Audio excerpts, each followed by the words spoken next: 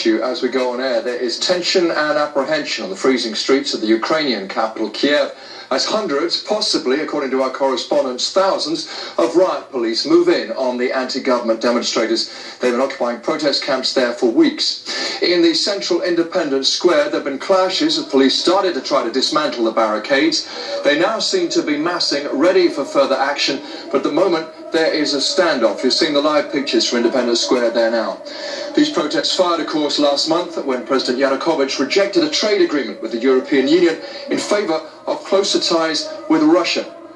Well, the BBC's Steve Rosenberg is there. Steve, what's happening? Well, it's a chaotic situation, really. I'm on Independence Square now, behind the lines of the protesters who are trying to resist the police, but without much success. Gradually, the police are pushing their way onto the... They've already broken down the barricade which the protesters had set up, which have been made of wood and metal and tyres, and now this sea of police and protesters, the police pushing gradually towards the centre of the square. On the other side, police already made their way onto the square. They seem to be some kind of tear gas which has been fired, so people have got gas masks on. And yet, while this chaotic situation is unfolding, up on the stage at the far end of the square, they're still making political speeches, they're still performing songs, and they're calling on the protesters to not resist the police, to make sure this continues to be a peaceful protest. But I'm looking at the street, it's an ocean of police really flooding onto the square, pushing against the protesters. The protesters are trying to push back. It really is the battle for Independence Square. Steve, I know you've been saying in your earlier reports the protesters have poured water onto the icy ground there to try to make it more difficult for police to advance. That doesn't seem to have worked then. Yes, we saw that ourselves.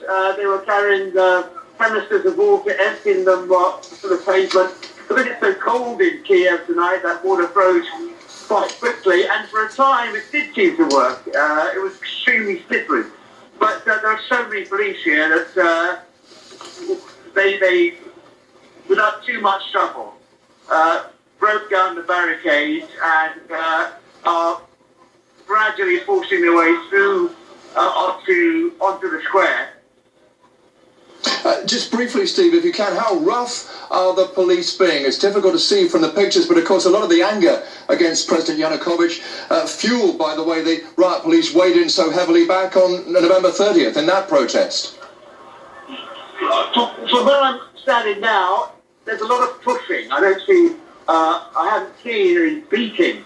They're pushing their way through. But some people have been injured. We've seen a number of casualties being led off for first aid. I don't know how many, but I haven't seen the police getting out conscience from where I'm standing. But it's a completely chaotic situation. You've got the protesters mixed in with police, and the protesters clearly unable to stop this from happening. Independence Square, of course, is the centre, the very heart of the protest, and it seems that tonight it's being taken over by the police. All right, Steve, thank you very much. You and your team take care. And just for a moment, staying with those live pictures, what you're seeing, of course, is Independence Square as it happens at the moment. All this sparked, of course, by the government's decision to withdraw from that free trade deal with the EU last month. Huge street rallies by the opposition. We will keep across that. We'll come away from the pictures for the moment, but of course we'll keep an eye on what's happening, take you back there as soon as that situation develops.